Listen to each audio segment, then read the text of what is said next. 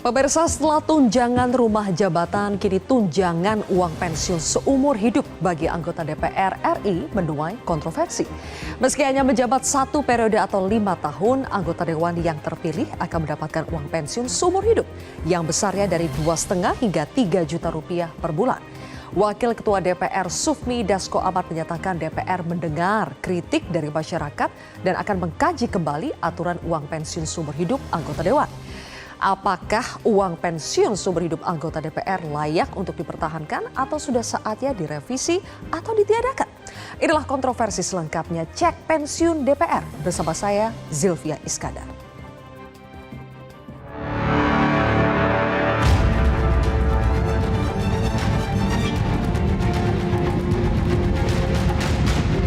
Kebijakan soal pensiun yang sudah sejak tahun 1980 dengan latar belakang tahun 1980 itu mungkin bisa dibenarkan gitu ya, tapi sekarang sudah tahun 2024 gitu ya, itu sudah terlalu lama. Jangan-jangan kebijakan itu harusnya sudah kadaluarsa gitu ya, dan ya kita sekarang mestinya mendorong DPR untuk segera merevisi itu di periode 2024-2029 ini.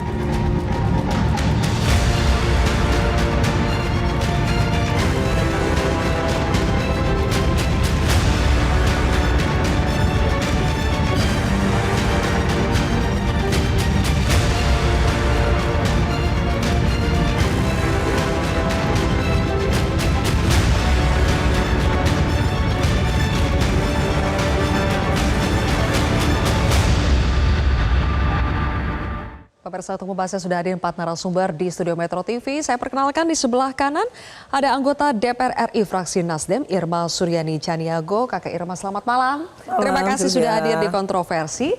Kemudian ada anggota DPR RI fraksi Golkar, Nurdin Halid. Bang Nurdin, selamat malam. Selamat malam, assalamualaikum. Waalaikumsalam. Di sebelah kiri saya ada Direktur Eksekutif Parameter Politik Indonesia, Adi Praitno. Mas Adi, selamat malam. Selamat malam. Terima kasih sudah hadir Mas Adi Prai. Dan juga ada Direktur Indonesian Parliamentary Center, Mas Ahmad Hanafi. Mas Hanafi, selamat malam. Selamat malam. Terima kasih sudah hadir semua jadi kontroversi malam hari ini. Kita berempat malam hari ini berlima sama saya. Langsung saja kita mulai. Kakak Irma, mulai dari Anda dulu ya. Kalau kita bicara kebutuhan, sebetulnya anggota DPR butuh tidak sih untuk mendapatkan uang pensiun seumur hidup?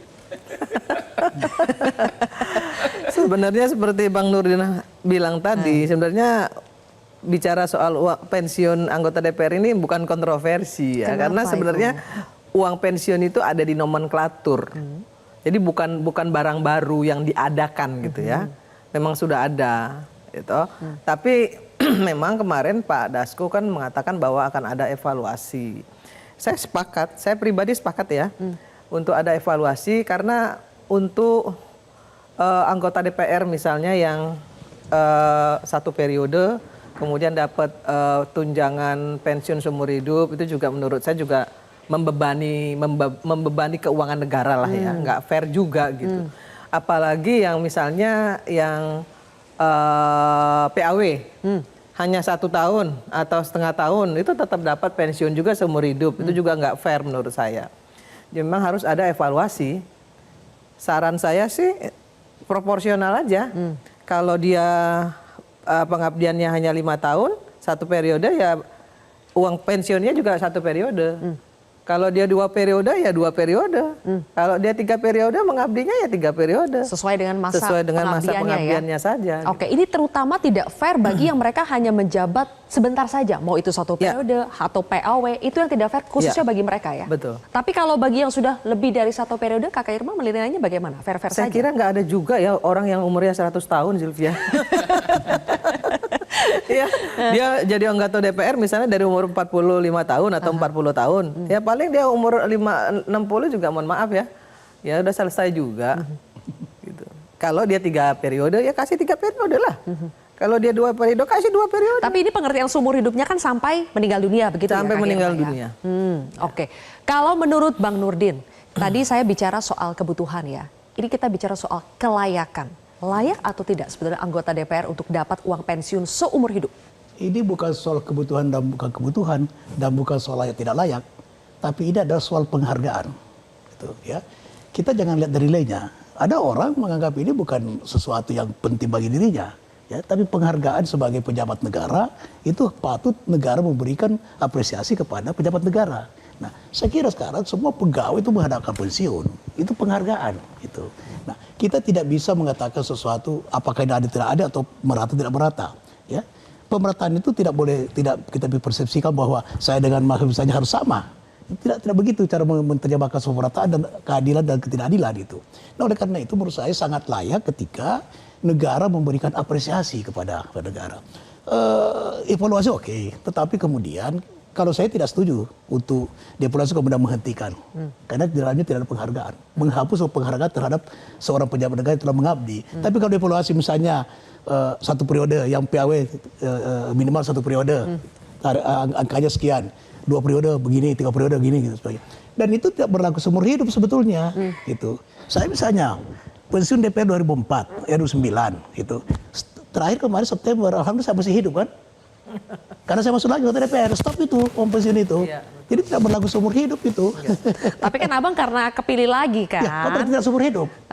Ya kan? Kalau nggak nyalon DPR kan berarti seumur hidup kan dapat uang pensiunnya ya, tidak kan? boleh terjemahkan kayak gitu. Kita harus terjemahkan bahwa penghargaan negara terhadap seseorang yang telah mengabdi untuk bangsa ini. Dan jangan lupa, Sylvia, seorang menjadi anggota DPR itu tidak mudah. Tanya Mbak Irma ini. Apalagi pemilu kemarin, paling brutal sepanjang sejarah bangsa ini. Tidak mudah itu. Kalau dikatakan layak, kemudian kebutuhan jauh tidak sebanding dengan perjuangan seorang anggota untuk menjadi pejabat negara. Secara kebutuhan nominalnya mungkin jauh sekali ya dengan apa yang sudah dikeluarkan untuk menjadi anggota DPR. Misalnya, bukan sombong, bukan angku ya. Sebagai sebuah fakta, saya sejak pensiun nggak pernah saya terima. Simpan aja situ. Berarti bukan soal butuh dan kebutuhan kan? Sampai sekarang masih ada di Terima sih terima, tapi belum kepake gitu maksudnya ya Bang? Iya, saya tidak pernah cek juga. 2 tahun, 3 tahun yang lalu saya cek. Gitu.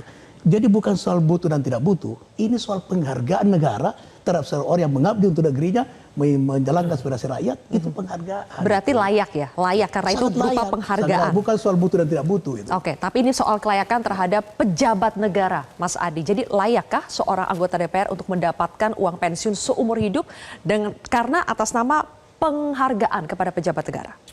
Yes, saya sebenarnya kalau mau jujur antara layak dan tidak layak. Dan kalau kita bicara tentang nominal, bagi anggota Dewan 2 juta, 3 juta sebulan, bagi saya nggak penting-penting amat. Anggota Dewan ini kan kesannya adalah mereka yang sudah mapan secara ekonomi, mereka juga sudah mantap kehidupannya dan sudah tak lagi berpikir tentang uang. Jadi ketimbang misalnya ini semacam pemberian penghargaan cuma-cuma sebenarnya. Ketimbang tidak dipakai seperti yang Bang Nurdin sampaikan tadi, mending dialokasikan untuk yang lain. Nah, saya lebih kepada kalaupun tuh ada penghargaan yang diberikan oleh negara, ya semacam pesangon ya, semacam ucapan terima kasih sebagai pejabat negara yang telah berbuat banyak ya, bikin regulasi tentang bagaimana misalnya memberikan kontrol terhadap pemerintah, itu penting dalam konteks itu.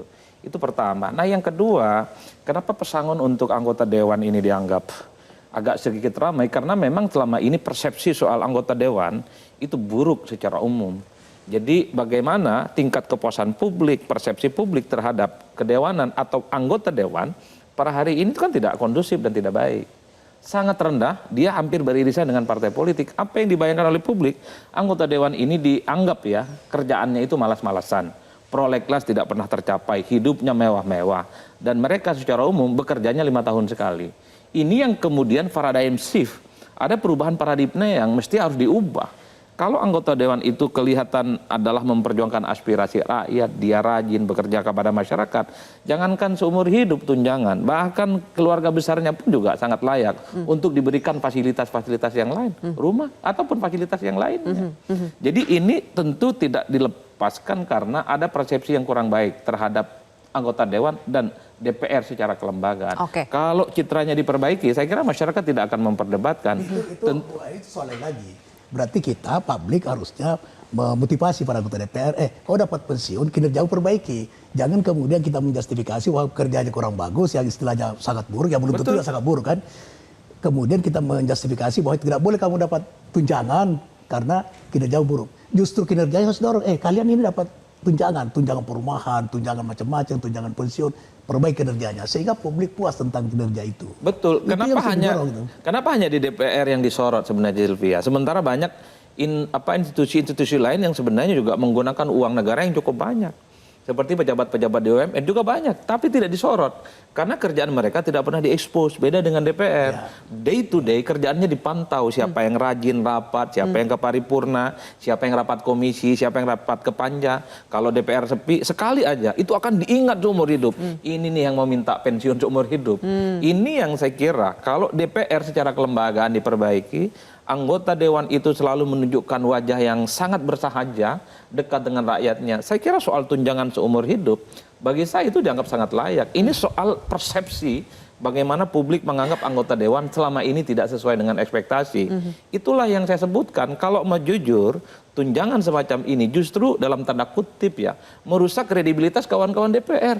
Angkanya nggak besar, Zilvia, 2 juta, 3 juta. Mungkin kalau bagi saya, yang rakyat biasa hanya sebatas dosen, tunjangan begitu luar biasa, itu durian runtuh. Tapi bagi anggota dewan, paling dilihat tunjangan itu per 10 tahun sekali, per 20 tahun sekali. Jadi maksudnya ketimbang kecil angkanya nggak dipakai juga seperti Bang Nurdin, mendingan tidak usah. Gimana maksudnya? Mendingan tidak usah Bang Nurdin bukan sekalian. soal di situnya. Itu saya bilang tadi, ini bukan soal nilai, bukan soal yang tidak layak, tapi ini soal penghargaan. Sama sekarang kita lihat, apakah seorang presiden itu butuh perumahan yang kurang lebih 40 miliar? Menurut saya kalau dari sisi itu tidak butuh. Mereka sudah punya rumah yang bagus. Pak SBY, Ibu Mega, Pak Harto dan sebagainya. Tapi kenapa negara memberikan perumahan? Memberikan rumah, bangunkan rumah. Setelah itu nilainya kurang lebih berapa? 20-40 miliar kalau nggak salah itu ya. Nah, itu bukan karena nilainya. Tapi bukan karena tidak layak, penghargaan negara kepada seorang presiden. Oke. Gitu. Apa itu seperti kita Kalau persoalkan. diganti sedikit Jadi pertanyaannya nih Bang Nurdin. Ketika ada kewajiban tentu ada hak. Gitu. Oke, ketika diganti sedikit ya pertanyaannya. Minta penghargaan, tapi apa yang bisa menjustifikasi penghargaan itu? Toh kinerjanya banyak dikritik. Jadi Bukan untuk maksud apa? saya, dana pensiun itu adalah wujud penghargaan negara terhadap seorang anggota DPR. Soal lain lagi soal kinerja. Kinerjanya rakyat harus mendorong. Menyatakan kepada anggota DPR, kalian dibayar oleh negara, tunjangan katakanlah seumur hidup, perbaiki kinerjanya, perjuangkan aspirasi kami. Itu soal lain lagi. Itu. Jadi jangan kita mengkaitkan sesuatu yang dimana kita menjustifikasi bahwa ini tidak layak. Oke, Ini. Bang Nurdin bisa memisahkan ya, tapi Kakak Irma kalau rakyat itu pasti melihatnya itu penuhi dulu kewajibannya, baru minta haknya, kan akan seperti itu melihatnya. Iya, sebenarnya kalau kita mau bicara soal kinerja, anggota DPR itu kerjanya setengah mati juga loh.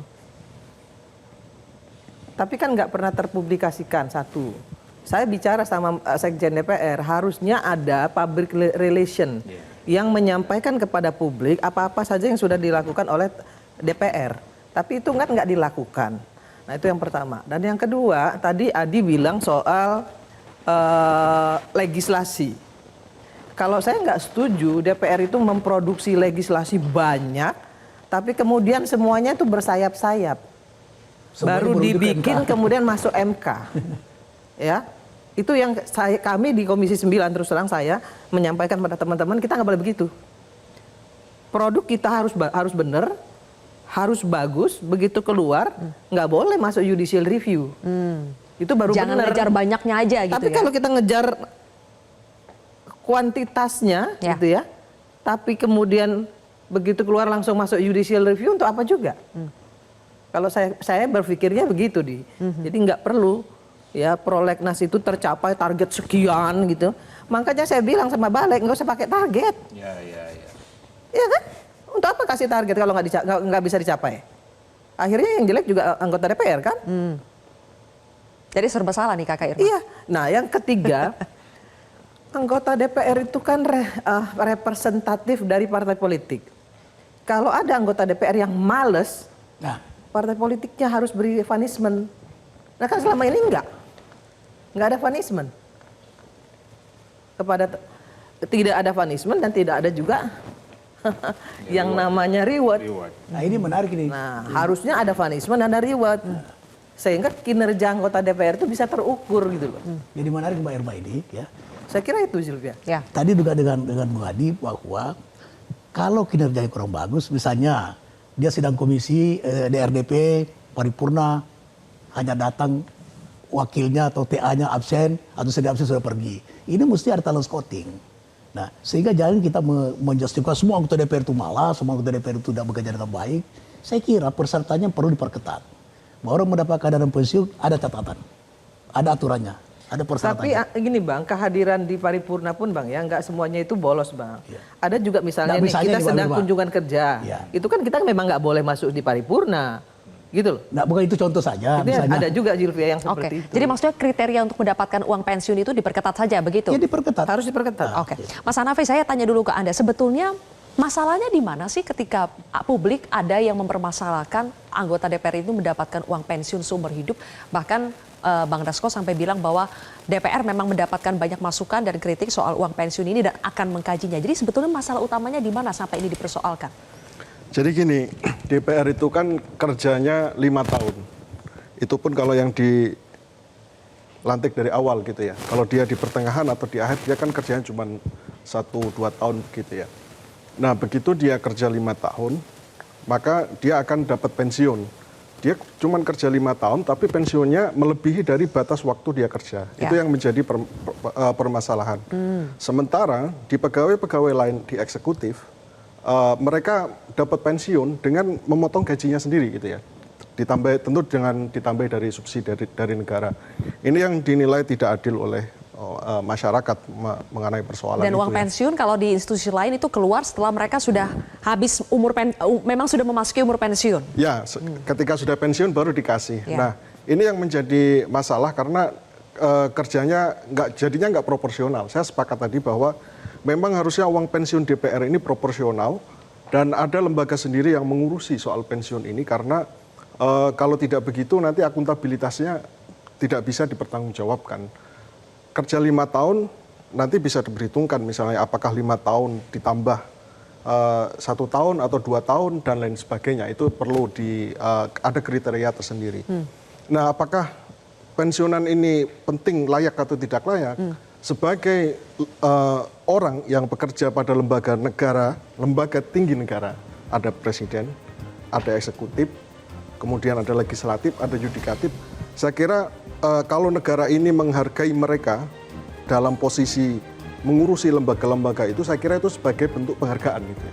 Nah, persoalannya sekarang itu surplus penghargaan gitu. Jadi ketika kemarin selesai periode itu kan DPR dapat koin emas itu ya, dapat koin emas, kemudian dapat lagi kemudian uang pensiun dan lain sebagainya. Nah ini yang saya kira bahwa itu sebagai penghargaan iya, tapi jangan sampai kemudian publik mempersepsikan bahwa seolah-olah DPR ini haus penghargaan gitu ya, anggota DPR ini haus penghargaan. Sementara di sisi lain belum menunjukkan kinerjanya yang memuaskan. Memang kita tahu bahwa di DPR itu adalah proses kebijakan ya, proses kebijakan. Artinya proses itu bisa jadi selesai, bisa jadi tidak selesai, bisa jadi disepakati secara bulat, bisa jadi tidak. Dan itu menimbulkan persepsi yang kadang nggak buruk di mata publik sedikit itu saya ya. klarifikasi ya soal emas ya. Sebenarnya emas itu cuma 5 gram dan itu bukan bentuk penghargaan ini emas, salah ya. Itu hanya kenang-kenangan yang ada gambar DPR RI-nya. Jadi itu bentuk dari bisa dibilang cendera mata. Dan hanya 5 gram. Hanya 5 gram. Oke, baik. Oke, intinya Bukan emas batangan loh ya. ya, Jangan keliru menurut Mas loh ya. Hanafi ada surplus penghargaan. Surplus itu kan pasti akan dibandingkan dengan kinerja lagi, balik-balik kinerjanya sudah sejauh mana ya. Nanti kita akan bahas lagi, tapi kita harus jeda terlebih dahulu. Pemirsa tetaplah di Kontroversi.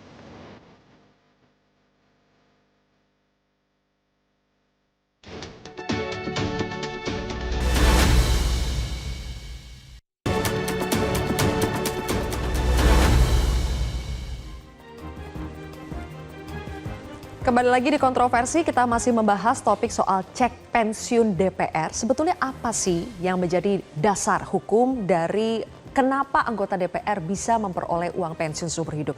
Kita bedah sedikit dari segi aturannya, pemirsa. Ada Undang-Undang Nomor 12 Tahun 1980. Ini intinya mengatur tentang bagaimana memberikan uang pensiun kepada anggota dewan salah satunya. Kita akan lihat di sini. Sebetulnya kalau dilihat dari sini ya, pimpinan dan anggota lembaga tinggi negara yang berhenti dengan hormat itu berhak untuk memperoleh uang pensiun seumur hidup sampai ia meninggal kecuali yang bersangkutan itu diangkat kembali sebagai anggota DPR. Ini kasusnya Bang Nurdin ini udah sempat berhenti lama, panjangnya 15 tahun ya Bang Nurdin ya. Kemudian masuk lagi, nyalek lagi, terpilih, akhirnya uang pensiunnya berhenti. Kemudian kita akan lihat besaran dana pensiunnya itu sebetulnya berapa sih? Dari tadi kita sudah bahas, sebenarnya nggak gede-gede amat sih kalau buat anggota DPR ya. Kalau buat kita mah lumayan. Ini misalnya anggota yang merangkap ketua Uang pensiunnya itu dihitung 60% dari gaji pokok. 60% untuk anggota yang merangkap ketua itu sekitar 3 juta rupiah per bulan. Kemudian anggota yang merangkap wakil ketua 2,7 juta per bulan. Sementara untuk anggota saja yang tidak merangkap jabatan 2,5 juta per bulan. Kalau per bulan mungkin terlihat relatif kecil, tapi kalau kita kalikan, coba kita kalikan dengan jumlah anggota DPR saat ini yang jumlahnya 580, kemudian dikali kita tariklah rata-rata 2,5 juta. Dikali 12 bulan itu berarti negara harus mengeluarkan sekitar 17,4 miliar rupiah per tahun saja untuk anggota dewan. Nah, kenapa Kakak Irma sudah begini? Ini keliru ngitungnya. Ini. Gimana Karena Kakak Irma? 570 anggota itu kan nggak semuanya terpilih kembali. Ya kan? Ada yang tidak terpilih, ada yang terpilih. Kalau yang terpilih kembalinya 75%, berarti kan cuma 25% yang pensiun. Ya. Jadi ini hitungannya belum benar juga nih. Ini kayak Diasumsikan itu. asumsi, Ya, namanya tapi juga gini, perhitungan. Betul. kita Tapi terima kasih sudah bantu kalau menjelaskan angka Kakak tidak Irma. Tapi kita harus gini, kita harus juga menyampaikan ini ke publik secara Betul. benar Ya, supaya ya. angka ini jangan dianggap bahwa ini sudah pasti akan keluar setiap per tahun tahun. keluarnya segitu. Nah sekarang pertanyaan apa? Yang mau dikomentarin apa ini dengan 17 miliar? Berarti banyak ya, lumayan banyak loh Sekarang itu. bandingkan dengan pegawai negeri. Angkanya, Bang Coba Nurdin. katakan pegawai negeri 1 juta. 1 juta rupiah. Kali berapa juta pegawai negeri? Dan pegawai negeri nggak keluar uang loh waktu dia masuk jadi DPR. pekerja. Dibandingkan dengan pegawai Itu yang saya negeri. katakan tadi. Bang. Ah. Pemerataan tidak berarti harus sama. Keadilan tidak berarti harus sama. Gitu. Tidak bisa dibandingkan seperti itu. Karena stratanya berbeda. Gitu. Tidak bisa dibandingkan anggota DPR, pejabat negara dengan pegawai negeri biasa. Nggak seperti apple itu to saja. apple. Tidak apple to apple. Gitu. Pemerataan tidak harus merata. Ya. Keadilan tidak harus merata. Itu pengertian keadilan. Iya, sebenarnya Enggak, kalau angka ini tadi kan sebenarnya semacam simulasi. Simulasi. Dengan asumsi 580 anggota dewan tak terpilih kembali, dia pensiun angkanya segini setahun. Ya. Kalau disimulasikan yang lolos 50% tinggal bagi 2 aja. Ya. 17,5 separohnya. Tidak berarti bagi negara Itu seperti kan itu memang tidak berarti. Kan begini sebenarnya, ada sesuatu yang paradoks. Di awal saya sudah mengatakan sebenarnya kalau soal pensiun kayak gini, kenapa misalnya PNS dari tempat yang lain itu tidak diributkan? Karena mereka itu tidak pernah mengkomparasi dengan kinerja. DPR ini kan wajah depan dari politik kita. Ya. Day to day dia bicara tentang kepentingan publik, tentang ekonomi, tentang pengawasan, tentang kemacetan, dan seterusnya, dan seterusnya. Per hari ini belum ada perubahan paradigma di benak masyarakat kita itu. Yang dibayangkan oleh masyarakat kita per hari ini, anggota dewan itu adalah mereka yang fasilitasnya cukup bergelimang. Dana resesnya besar, kundapil juga besar, keluar negerinya juga besar, dan seterusnya, dan seterusnya. Ini kerjanya tidak terlampau mantap. dana reserve itu jadi tidak masuk kantong. Memang. Dana reserve itu dipakai Kan kembali untuk ke kembali ke masyarakat. Betul. Kalau resesnya benar. Nah, ini Kalau dia. Itu soal lain lagi, itu soal Ya, lain. belum lagi soal sosialisasi 4 pilar kebangsaan. Kalau enggak. shotpushnya benar. Enggak, Kan sosialisasi banyak yang 4 pilar- terkesan formalitas sorry. laporan-laporannya. Sosialisasi 4 pilar kebangsaan itu pun yang menikmati masyarakat, bukan anggota dewan. Anggota dewan hanya mendapatkan value edit ketemu dengan masyarakat, tapi ketemu duitnya konstituen. nggak sama sekali nggak kita pegang. Karena ini kan soal akuntabilitas, betul. Tapi kan publik taunya nih angka-angka yang Nggak keluar. boleh, harus diinformasikan ke publik secara benar. Nah, makanya dan ini saya juga- ada di sini, saya harus menginformasikan ke publik secara benar bahwa apa-apa yang sekarang ini disampaikan ke publik bahwa uang reses, uang kundapil itu seolah-olah semua masuk kantong. Kalau anggota DPR-nya brengsek, ya memang masuk kantong. Nah. Tapi kan nggak semua anggota DPR itu brengsek. Itu pertanyaan saya Kakak Irma, Nah, kira-kira tapi nggak bisa digeneralisir. yang lurus seperti Kakak Irma ini berapa persen? Ya tapi nggak bisa Yang digeneralisir. kundapilnya Adinda. benar, 4 pilar kebangsaannya, sosialisasinya benar, resesnya juga benar. Kalau tidak salah misalnya reses minimal 18 kali pertemuan di sejumlah titik Kita misalnya. itu, kami Atau itu- jangan-jangan 2 kali pertemuan diamplifikasi jadi 18 kali pertemuan. Kami di Nasdem itu kalau reses itu harus ada foto. Ya, harus ada foto yang dipublikasikan ke media loh. Dan itu harus setiap tahun kami harus buat buku. Itu di Nasdem, saya nggak tahu yang di tempat lain ya, tapi itu selalu kami buat. Jadi harus kami sosialisasi, itu harus ada medianya dan medianya harus dipublikasikan. Nah, nanti itu dibuat buku per tahun. Tapi itu tidak menjadi standar anggota DPR. Oh, enggak. Ini Dan itu yang tergantung sebenarnya partainya memang Ya, berarti. tergantung partainya. fungsi kesekjenan di situ. Cara menjelaskan ke publik itu menjadi penting bahwa fasilitas yang dinikmati hari ini itu tidak bisa dipersonifikasi sebagai sebuah insentif personal, Betul. tapi sebuah aktivitas. Per hari ini memang public speaker yang kemudian terjadi di anggota dewan itu nggak sampai. Ya. Jadi anggota dewan yang datang jam 8 pulang malam kan tidak terekspos. Betul. Yang terekspos itu kalau paripurna sepi, rapat komisi sepi. Meski dalam prakteknya juga begitu, terutama kalau mitranya itu adalah tidak terlampau komisi basah. Ya. Jadi agak sepi rapatnya. Ini yang saya kira memang menjadi tantangan penting ya. Bahwa ini bukan soal bagaimana penghargaan, tapi bagaimana kinerja kawan-kawan DPR itu minimal harus disampaikan secara terbuka. Kalau itu clear, saya kira tidak akan ada perdebatan saya setuju itu, Mas apapun. Adi. Jadi sekarang yang perlu dilakukan adalah bagaimana mendisiplinkan. Dan itu termasuk ke partai. Ya. Partai ketika ada anggotanya yang malas, ya, hanya isi daftar hadir kemudian tidak pernah muncul dan sebagainya, itu partai harus memberikan punishment itu. Dan kemudian di samping itu di DPR sendiri juga harus ada kedisiplinan. Dan saya kira jadi bukan kita menjustifikasi kelemahan dari substansi, tapi kita harus mengatasi kelemahan terjadi. Contoh tadi yang disampaikan itu soal reses ya. Pertanggungjawabannya harus dibenahi. Bagaimana pertanggungjawab itu akuntabel gitu. Sehingga 18 kali pertemuan tidak dibuat Dan menjadi jangan kali. sampai kegiatan tahun lalu didaur ulang sebagai kegiatan reses hari ini. Nah, itulah pertanggungjawaban yang Kan itu sebenarnya. repotnya, Kakak. Oke. Mas Hanafi ini melihat juga apakah persoalan perdokumentasian laporan pertanggungjawaban yang tidak rapi sehingga sebetulnya ada kinerja-kinerja baik dari DPR yang tidak terpublikasikan dengan baik. Apakah sebatas itu persoalannya atau Anda melihat memang pada dasarnya kinerjanya itu belum memenuhi standar yang diinginkan publik. Tapi standar publik kan juga beda-beda ya. Ya, saya mengakui bahwa kerja politik itu kerja yang berat. Membangun representasi dari bawah ke atas, dan tidak semua orang bisa punya intensi di situ gitu ya. Tapi persoalannya semuanya harus bisa diukur dan bisa dipertanggungjawabkan akuntabilitasnya. Misalnya DPR punya mekanisme reses, DPR punya mekanisme kunjungan ke dapil, kunjungan ke luar negeri. Kemudian juga punya mekanisme hal lain yang itu menyerap aspirasi masyarakat gitu ya. Nah ini kan kita kesulitan menemukan standar pertanggungjawaban kinerja DPR dari aspirasi menjadi kebijakan. Makanya kemudian DPR yang sekarang itu kan membentuk alat kelengkapan yang namanya Badan Penyerapan Aspirasi ya kalau tidak salah Bu. Nah itu kan salah satu pintu keluar ketika aspirasi dari masyarakat ini selalu mentok di DPR ya, makanya dibentuk Badan Aspirasi ini. Tapi kemudian juga perlu dilihat lagi bagaimana nanti mekanisme akuntabilitas dari badan ini gitu ya. Nah, artinya kami melihat bahwa kinerja ini, oke, banyak anggota DPR yang berkinerja bagus, dan saya juga menyaksikan anggota DPR ketika di dapil itu cukup aktif menyampaikan, menyerap aspirasi, bahkan menurunkan program-program pemerintah ke orang yang tepat gitu ya. Tapi di sisi lain banyak juga anggota DPR yang tadi dibilang nakal gitu ya, dan lain sebagainya. Nah kalau tidak ada standar akuntability yang dibangun dalam mekanisme kerja DPR, ini yang jadi problem.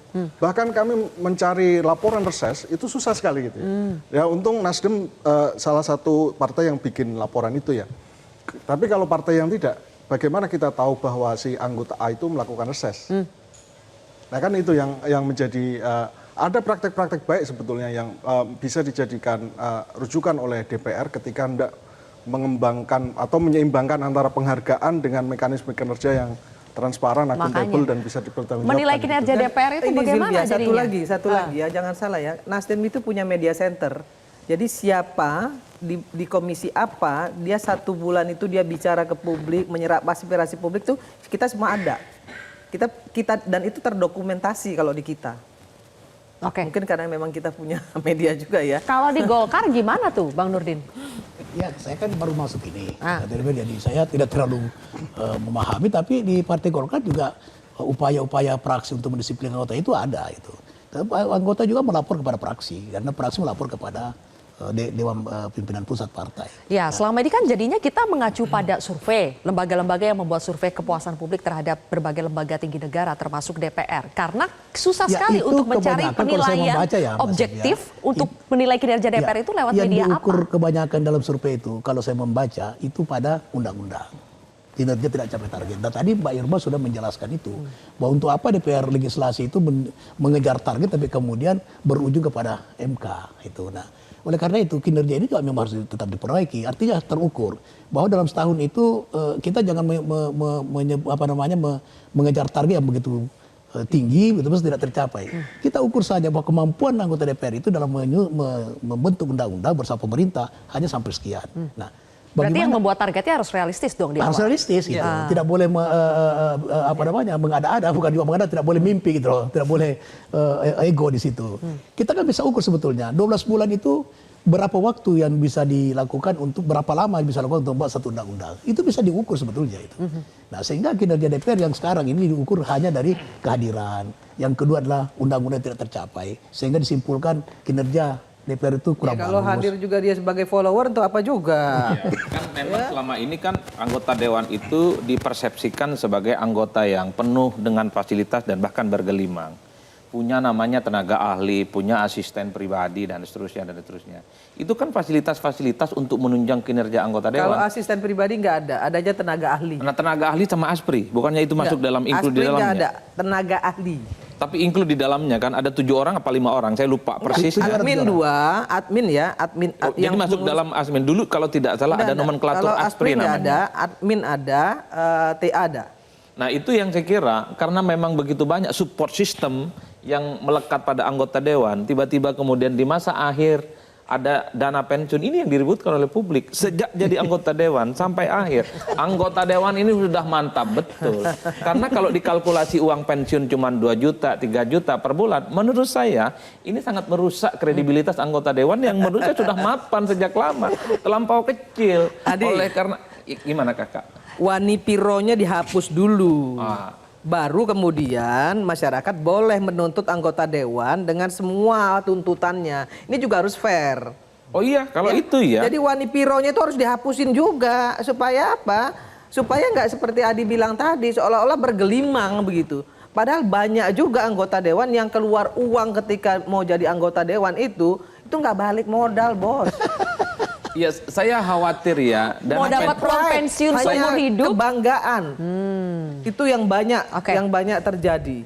saya khawatir. Sebelum kita dengar kekhawatiran Mas Adi berikutnya, kita jeda dulu ya. Kontroversi kembali sesaat lagi.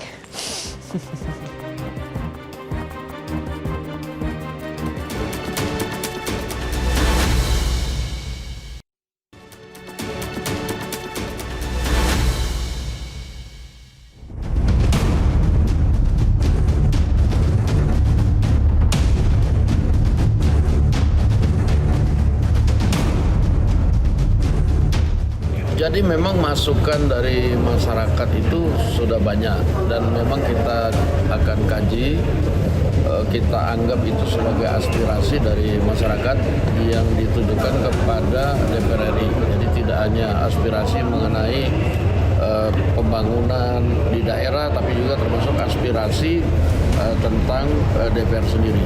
Dan kita akan bawa ini dalam rapat masa sidang yang akan datang.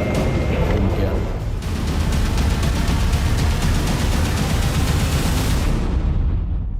Oke, kembali lagi di kontroversi. Pemirsa, tadi sebelum jeda Mas Adi ingin menyampaikan lagi kekhawatiran yang lain terkait dengan uang pensiun anggota DPR. Apa, Mas Adi? Ya, karena begini, ini kan anggota dewan saya selalu berulang kali menyebut, ini kan mapan secara ekonomi. Jangan hanya karena uang pensiun yang tidak seberapa, seakan-akan DPR itu rusak gara-gara itu. Oleh karena itu, bentuk rewardnya memang harus dipertegas, misalnya berbasiskan kinerja. Atau berbasiskan bagaimana dia misalnya melahirkan satu regulasi yang berpihak kepada rakyat. Kan itu yang paling penting. Tapi kalau saya mendengar statement dari Kakak Irma, kemudian Bang Nurdin, ini tidak seperti yang kita bayangkan, bahwa anggota dewan itu bergelimang, fasilitasnya banyak. Ternyata juga banyak sekali tanggungan-tanggungan yang harus dihadapi oleh anggota dewan. Terutama ketika harus menghadapi para konstituen. Sampaikan juga Bang itu kepada publik supaya tahu bahwa apa yang didapatkan, insentif yang dianggap mewah itu sebenarnya tidak ada apa-apanya untuk kebutuhan operasional.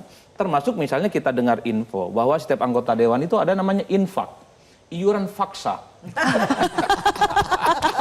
Itu kan ada infak, iuran fakta misalnya untuk fraksi, iya kan, untuk operasional, untuk partai, ada yang partai di level pusat, provinsi, kabupaten dan kota. Itu yang sepertinya membuat kawan-kawan di DPR. Nah, itu kan tidak dijelaskan kepada publik.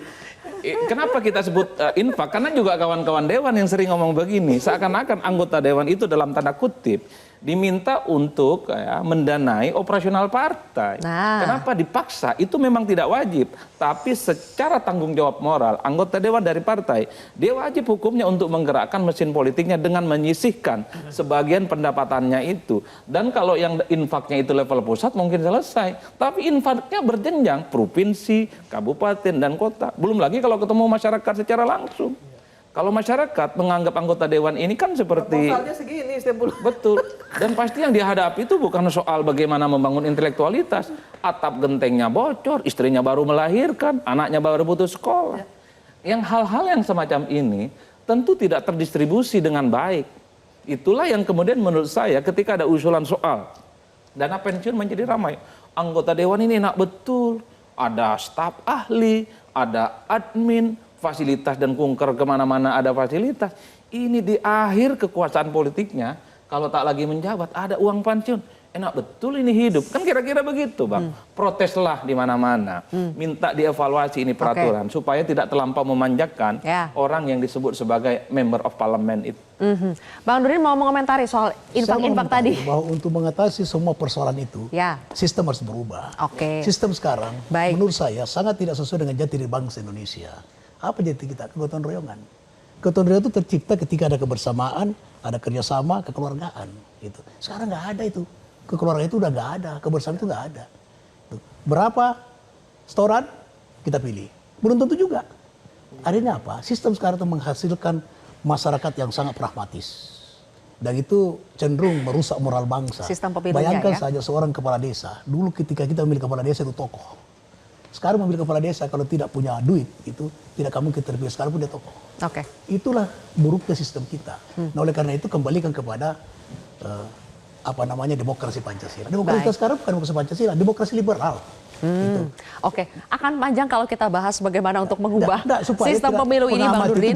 Itu supaya bisa kita menyelesaikan seluruh persoalan, kita rubah sistemnya. Kita simpan ini untuk episode berikutnya, tapi sebelum kita mengubah sistem pemilu yang lebih besar lagi, coba kita ubah dulu. Kalau kan Bang Dasko mengatakan akan dikaji soal aturan uang pensiunan anggota DPR ini. Kalau mau dikaji, apa yang harus dikaji? Siapa yang dilibatkan untuk mengkaji ini? Menurut Mas Hanafi, supaya pengkajian itu fair, memang akan menghasilkan sebuah skema yang lebih baik, itu harus melibatkan siapa saja dan apa yang dikaji?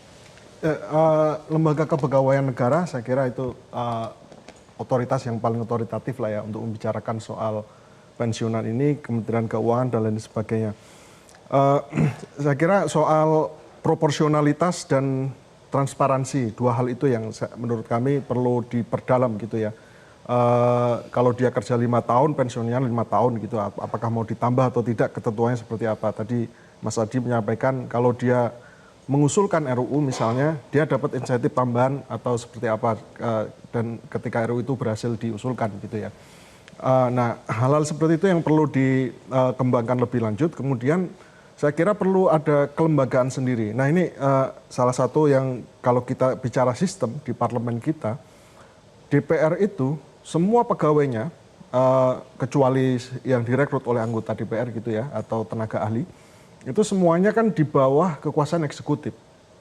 Nah, ini yang jadi kemudian membuat beberapa gerak langkah DPR itu tidak bisa secara bebas begitu ya, karena pegawainya dari eksekutif gitu ya. Nah, memang ada gagasan-gagasan bagaimana supaya DPR itu mengolah anggaran untuk dirinya sendiri, untuk kepentingannya sendiri, untuk keperluan kebutuhan operasionalnya sendiri, didefinisikan secara terbuka dan akuntabel gitu ya. Misalnya untuk kebutuhan anggota DPR turun ke dapil itu apa saja sih? Detail aja, tidak perlu mengikuti nomenklatur yang dibuat oleh eksekutif, tapi DPR punya nomenklatur sendiri. Pegawai-pegawai seperti perisalah dan lain sebagainya itu juga dikembangkan oleh DPR sendiri. Nah, saya kira secara mendasar itu perlu dikaji lebih jauh. Oke. Tentu saja untuk pensiun ini kebutuhan utamanya adalah soal proporsionalitas, Ya. transparansi dan akuntabilitas. Paling mudah memang uang pensiun itu diukur dia di DPR-nya berapa tahun, uang pensiunnya dihitung sesuai dengan lamanya dia menjabat. Itu paling mudah ya. Paling mudah. Kalau bisa diusulkan ya. Oke, tapi apakah Mas Adi, kalau kita mengubah nih aturan soal undang-undang soal uang pensiun anggota DPR ini, mungkin tidak anggota DPR itu membuat aturan yang berpotensi merugikan dirinya sendiri. Uang Nggak pensiunnya lebih... mungkin. Jangan dijawab cepet-cepet. Boleh dijelaskan nanti, kita jeda lagi. Pemirsa, kontroversi kembali sesaat lagi. Ini break ini. Break.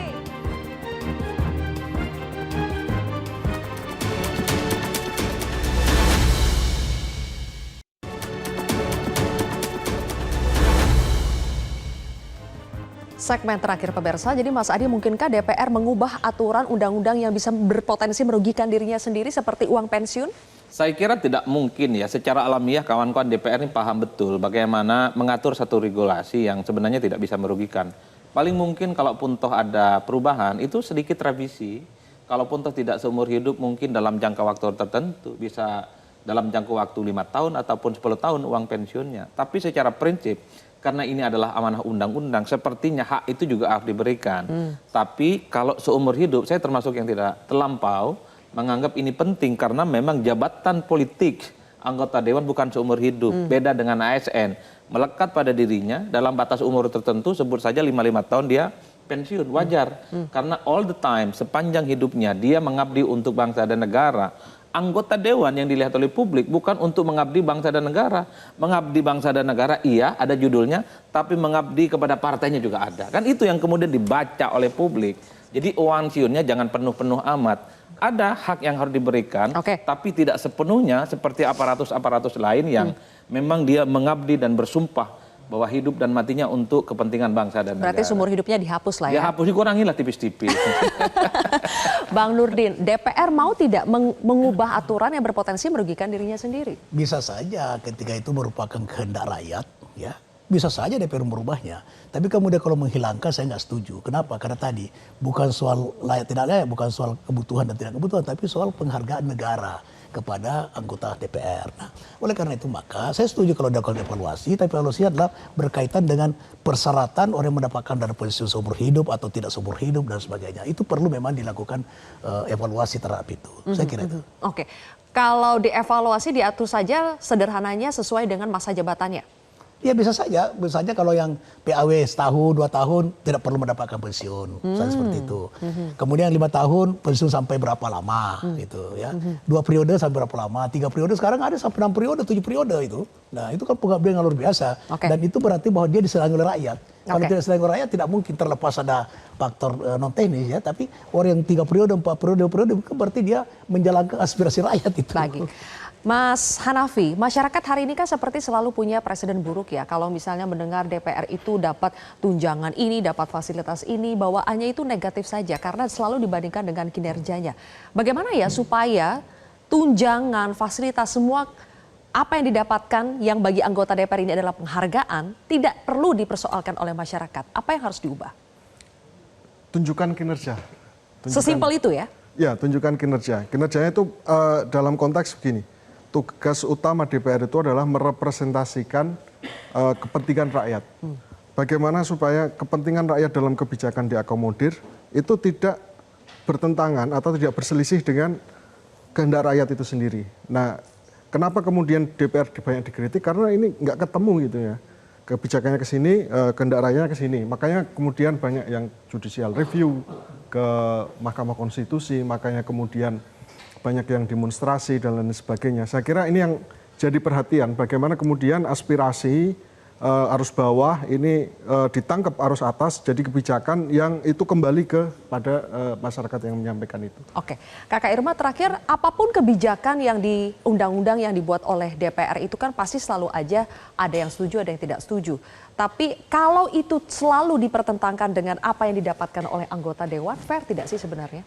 Saya kira nggak fair ya. Nggak fair karena gini, masyarakat juga harus juga fair dalam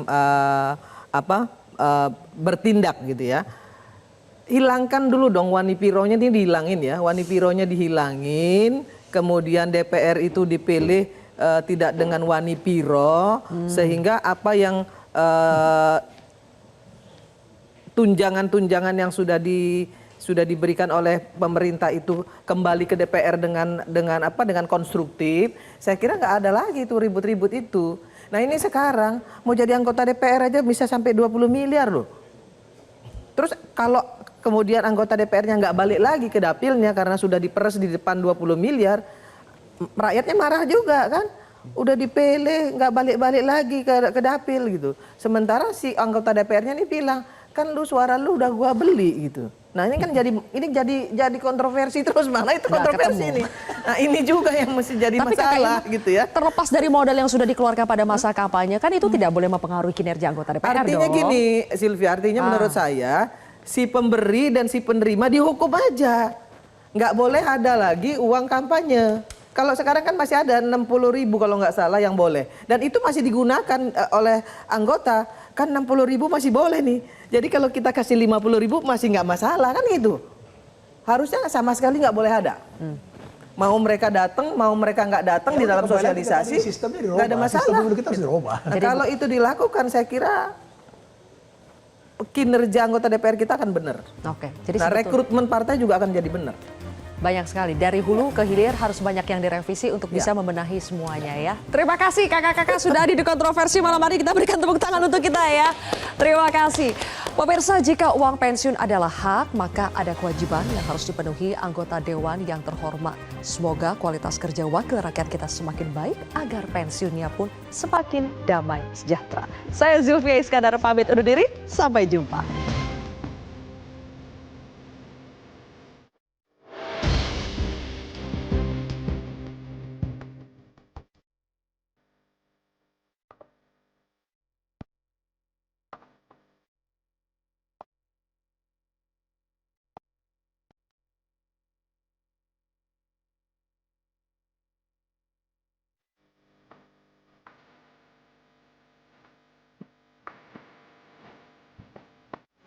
Metro TV